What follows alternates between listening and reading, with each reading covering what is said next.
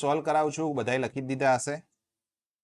હવે આપણે અહીંયા જો પહેલું શું લખ્યું છે 12 લાખ, તો લાખના સ્થાન ઉપર પણ એ જ ટ્રીક અપનાવીશું. 9 લાખ સુધી લાખના સ્થાન ઉપર, દશકના બરાબર હજારના સ્થાન ઉપર એ જ યાદ રાખવાનું કે 9 સુધી હોય, 9 સુધી અંક હોય તો એકમનું સ્થાન જ લેવાનું, 1000 હોય તો 1000 અને 9 ઉપર હોય તો 10,000નું સ્થાન લેવાનું. એ રીતે લાખમાં પણ એવું કે 9 લાખ સુધી હોય તો લાખનું સ્થાન લેવાનું, 9 થી મોટી રકમ હોય તો 10 લાખનું સ્થાન લેવાનું.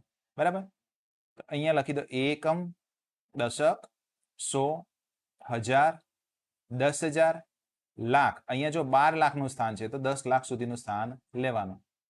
9 સુધી હોય તો કશું નહીં. હવે 12 કીધા છે તો આ કયું છે લાખ અને આ કયું છે 10 લાખ.